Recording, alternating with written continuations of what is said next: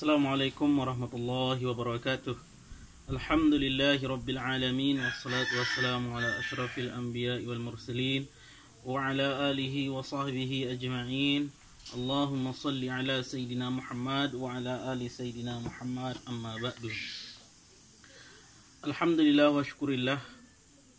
Senang sekali rasanya bisa berjumpa melalui kuliah virtual bersama adik-adik mahasiswa kelas 3 PIAUD tentunya. Bagaimana kabar semua? Semoga kalian sehat walafiat dan senantiasa dalam lindungan dan kasih sayang Allah Subhanahu wa taala. Alhamdulillahirabbil alamin. Ini kali ke-6 kita berjumpa pada mata kuliah akhlak tasawuf ya, yang merupakan mata kuliah dasar yang harus dimiliki oleh mahasiswa UIN Mataram. Adik-adik, sebelum kita memulai perkuliahan ini, terlebih dahulu kita membuka dengan sama-sama membaca basmalah. Bismillahirrahmanirrahim. Seperti biasa pada pertemuan ini ya, kita sama dengan pertemuan sebelumnya bahwa sistem perkuliahan kita adalah melalui diskusi, yaitu sistem diskusi melalui grup WA. Sebelum kita memulai diskusi presentasi makalah, saya akan mengawali perkuliahan ini dengan memberikan pendahuluan sebagai pemantik dari perkuliahan kita, pemantik dari diskusi kita nanti. Pada pertemuan kali ini kita akan membahas tentang pengertian dan sejarah munculnya tasawuf. 4 pertemuan yang lalu kita fokus membahas berkenaan tentang akhlak ya. Nah, pada pertemuan kali ini kita akan fokus membahas berkenaan tentang tasawuf. Begitu juga pertemuan setelahnya. Seperti pendahuluan yang pernah saya sampaikan, akhlak dan tasawuf itu satu kesatuan yang tidak bisa dipisahkan. Orang yang bertasawuf otomatis dia orang berakhlak. Namun orang yang berakhlak belum tentu dia concern terhadap tasawuf.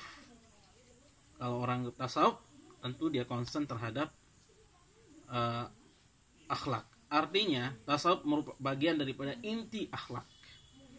Nah, apa itu tasawuf? Saya kira adik-adik mahasiswa tidak asing lagi mendengar istilah tasawuf ya.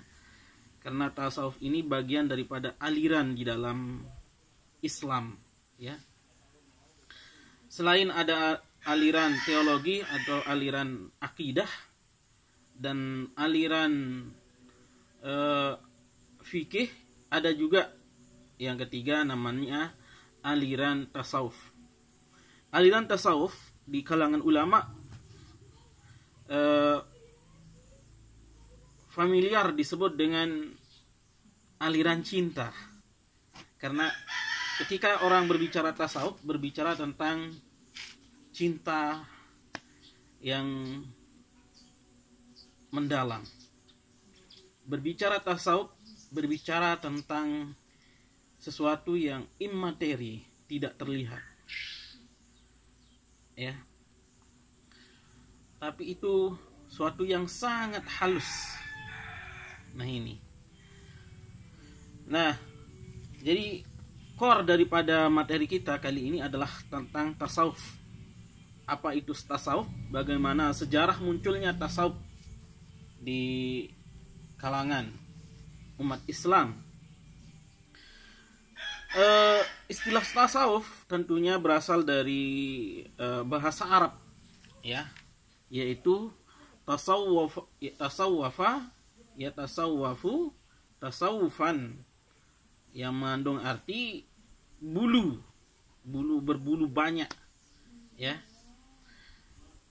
Atau suf itu artinya bulu domba, karena ciri khas orang bertasawuf dulu itu adalah kehidupannya sederhana, bajunya tidak mewah, tidak pakai sutra, tapi dia pakai wal, ya, tasawuf, ya, dari kata suf. Diartikan juga selembar bulu. Kenapa dikatakan selembar bulu? Karena orang yang bertasawuf itu bagaikan satu lembar bulu yang terlepas dari induknya. Orang bertasawuf itu ibaratnya manusia yang terlepas dari eksistensi ketuhanan, ya, yang artinya tidak berdaya. Manusia itu terlepas dari Tuhannya. Ketika Allah menciptakan sudah terlepas dari eksistensi ketuhanan, sehingga menjadilah sebuah makhluk yang tidak memiliki arti apa-apa, lemah tak berdaya.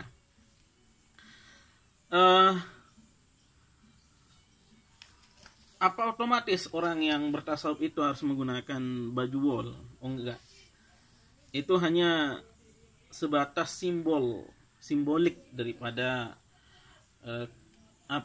keberadaan orang yang bertasawuf. Selain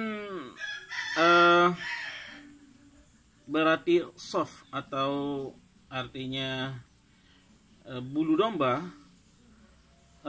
tasawuf juga berasal dari kata sofa. Sofa artinya jernih, suci, bening. Karena orang yang bertasawuf itu berusaha bagaimana mereka memiliki tindakan yang bersih, ucapan yang bersih, pendengaran yang suci, hati yang jernih, sehingga dia diterima di hadapan Allah Subhanahu wa taala. Sofa yang berarti hati jernih berarti sama maknanya dengan subhanallah, maha suci Allah. Artinya diri manusia itu tidak akan bisa berada pada kesucian Tuhan sebelum dia sendiri suci semua anggota badannya, baik di luar dan di dalam. Nah, sehingga sebagian ulama mengartikan tasawuf ini berasal dari kata sofa, yaitu suci. Kata lain juga daripada tasawuf itu berasal dari kata saf, ya. Saf artinya barisan terdepan ketika orang sholat, itu saf, ya. Karena orang yang bertasawuf ini berupaya dia untuk selalu berada di hadapan Allah Subhanahu wa taala. Yaitu bagaimana dia berusaha untuk mendapatkan keridhaan Allah Subhanahu wa taala dengan melaksanakan ibadah-ibadah yang Allah telah perintahkan. Sehingga dia itu hatinya lurus seperti saf, ya, di hadapan Allah Subhanahu wa taala. Orang bertasawuf itu memiliki motivasi seperti itu. Ada juga yang mengartikan asal mula kata tasawuf ini adalah yaitu ashabus suffah.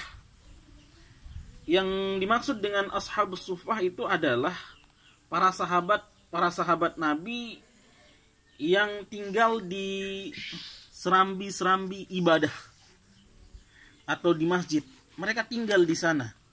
Mereka senantiasa mendedikasikan kehidupannya hanya kepada Allah Subhanahu wa taala. Ya. Mereka senantiasa berupaya untuk memakmurkan rumah Allah. Jadi masjid itu adalah rumah kembali mereka gitu. Nah ini berkonsentrasi ibadah di sana, dan supaya lebih dekat dengan Rasulullah Shallallahu Alaihi Wasallam. Nah ini dari sekian makna asal kata daripada tasawuf itu memiliki arti yang menunjukkan akan keberadaan orang yang mendalami ilmu tasawuf. Ya, pada intinya tasawuf merupakan suatu usaha dan upaya di dalam rangka mensucikan diri atau tazkiyatun nafsi dengan cara menjalankan segala perintah Allah, ya, dan meninggalkan pengaruh gemerlapnya dunia yang menyebabkan orang itu lalai dari Allah Subhanahu wa taala, untuk senantiasa memusatkan pikirannya, memusatkan jiwanya, memusatkan segala potensi yang dimiliki hanya kepada Allah Subhanahu wa taala. Nah, inti daripada pengertian beberapa asal kata dari tasawuf tadi. Adapun tasawuf dari segi istilah tentu sudah banyak para ulama memberikan istilah terhadap makna tasawuf dari pandangan agama tentunya. Jadi di antaranya tasawuf itu misalnya yang disampaikan oleh yaitu ulama Syekh Abdul Qadir Al-Jailani menyampaikan bahwa tasawuf adalah mensucikan hati. Jadi objek orang bertasawuf itulah hati. Ya. Jadi bagaimana hatinya ini menjadi suci, bersih, bening, jernih, dan melepaskan segala hawa nafsu dari pangkalnya dengan khalwah. Jadi akar nafsu itu dilepaskan dengan cara berkhalwah atau berdiam diri dengan lebih banyak menyendiri di dalam ibadah, tenggelam nikmatnya ibadah dengan adanya khalwah artinya menyendiri, bertahanus seperti Rasulullah SAW dulu. Kemudian riyadhah ada latihan-latihan bagaimana bisa sampai ke makomat,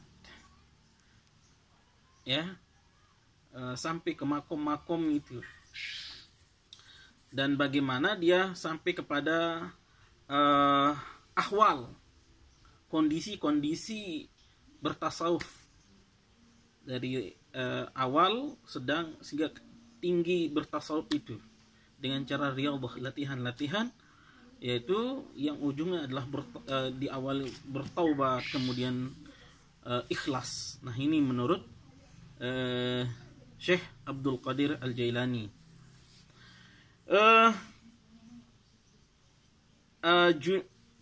Siapa lagi misalkan kita ingin ketika ingin memahami tasawuf, nah misalnya kita bisa merujuk pada pendapatnya Al-Junaid bahwa tasawuf adalah membersihkan hati dari yang mengganggu perasaan. Jadi harta benda, anak, jabatan itu dibersihkan, karena itu merusak atau mengganggu perasaan. Memadamkan kelemahan supaya tetap kuat semangat beribadah kepada Allah.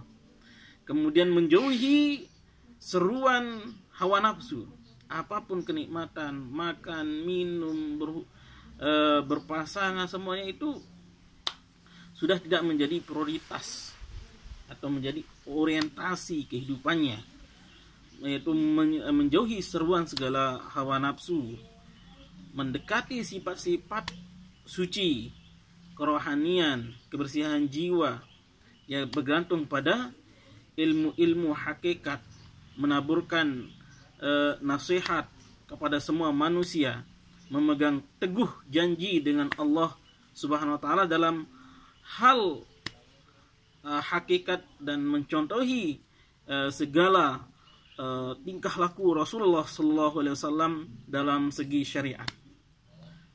Ya, jadi begitulah sungguh luas, mendalam makna daripada tasawuf ini. Tentu mempelajari tasawuf adalah hal yang dianjurkan, namun berupaya untuk menjadi orang yang bertasawuf ini tentu adalah menjadi tujuan. Jadi tujuan kita untuk mempelajari tasawuf ini, bagaimana luar dalam kita ini bersih, suci, sehingga Allah menerima kita dengan kesuciannya. Mustahil kita akan menuju Allah SWT sedangkan Allah itu maha suci, sedang kita masih dalam kondisi kotor, maka tidak akan ketemu. Ya, ketemunya kita dulu dengan Allah SWT karena dalam kondisi ruh yang suci. Bagaimana supaya dengan bertasawuf ini kita kembali roh kita itu suci, sehingga rojiun kita, kembalinya kita kepada Allah itu diterima dalam keadaan suci. Nah, ini butuh riyadhah, latihan-latihan, butuh tahapan-tahapan makomat, butuh kondisi-kondisi atau ahwal-ahwal yang konsen akan dipelajari secara mendalam tentang tasawuf nanti insyaallah pada bab-bab berikutnya. Baik, adapun bagaimana berkenaan tentang sejarah lahirnya tasawuf, nanti saya berharap kepada mahasiswa yang akan presentasi hari ini dapat memberikan penjelasan-penjelasan yang komprehensif sehingga mahasiswa-mahasiswa yang mengikuti perkuliahan hari ini dapat memahami betul bagaimana pengertian tasawuf dan bagaimana sejarah lahirnya tasawuf. Dan itu akan menjadi gaya tarik kita, minat kita, untuk semangat kita untuk lebih mendalami tentang tasawuf ini. Tasawuf ini bagian daripada ihsan itu sendiri. Ya. Baik, selanjutnya saya serahkan perkuliahan sepenuhnya kepada pemakalah hari ini. Selamat untuk menyampaikan materi dan mari kita berdiskusi memperpanjang kembali materi yang akan disampaikan oleh pemakalah ini. Berikutnya saya serahkan. Wallahul muwaffiq wal hadi ila sabil rasyad. Wassalamualaikum warahmatullahi wabarakatuh.